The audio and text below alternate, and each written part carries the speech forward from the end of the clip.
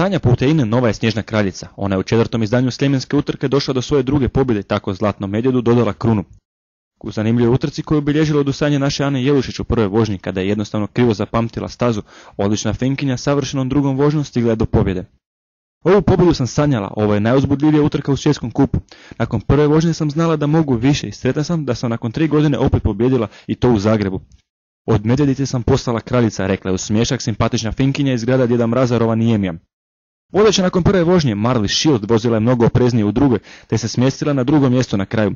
Zadovoljna sam utrkom, ovdje atmosfera odlična i staza je bila jako dobra.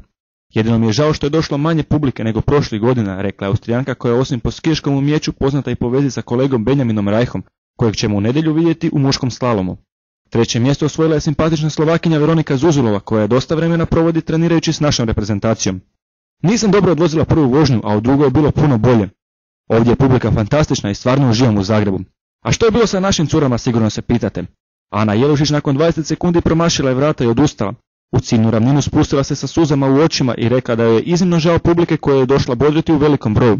Nika Fleiss jedina se plasirala u drugu vožnju i osvojila je odlično 15. mjesto.